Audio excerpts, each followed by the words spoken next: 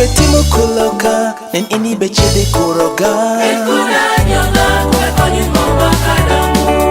Nentani pidoka wapare, ubiza bimielu choki iye. Ewe ninji kwa manjunyap, wati kutegu mikumwa. Wabekume, mepa mungu. Anyopa nyopa, wawe kudonginge wa. Wabekume, man kriu twin. Kawa maragi wa, engo mwade bidongo. Wabekume, mepa mungu. Anyopa nyopa, wawe kudonginge wa. Wabekume, man kriu twin. Kawa maragi wa, engo mwade bidongo. Wachekuda kwa wabidni tanache. Kawa bakuki ma wabidongo nenelia. Wakatu nwari pamungu bedi iwa. Ewa bibedu nigiranyu kamabe. Awiya mwano mansuru mukende. Ibelu mutimu mageda kunidanu mabe. Wabekume. Mepa mungu. Anyoba nyoba. Bani bidongo so. Wacheke wanene kuch. Kawa maragi wa engo mwade bidongo. Wabekume, mepa mungu. Anyoba nyoba wawe kudonginge wa. Waweke dongine wa.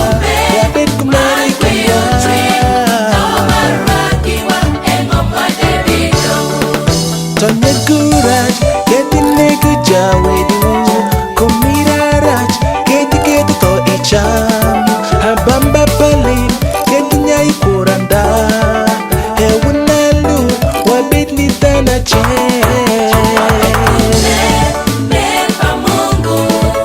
Anyoba nyoba wawe kudonginge wa. Hawana binyai por, adegi bigele pa. Kawa maragi wa engo mwade bidongo. Wabekume. Mepa mungu.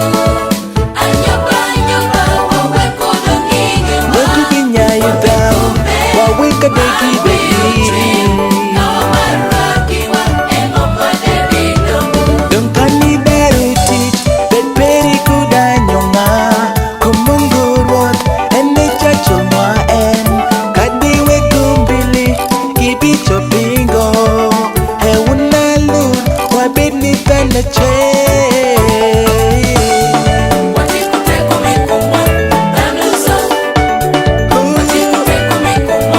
Wati kutegu mikumwa. Kadi be mungu miure, kadi be luora nyoya, kadi be luoru bongo, kadi be chwalu gimbape. Mungu ngeyu, kadi be tedu rabolu, kadi be maku kalamu,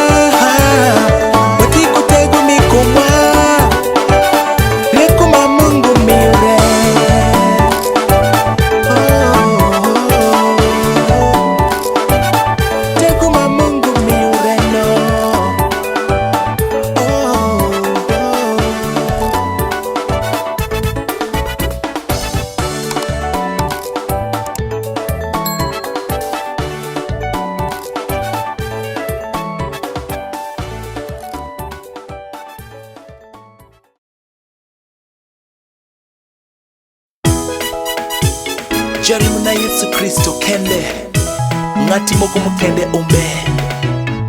Yesu bewe kangu, sawa cheke eni koda.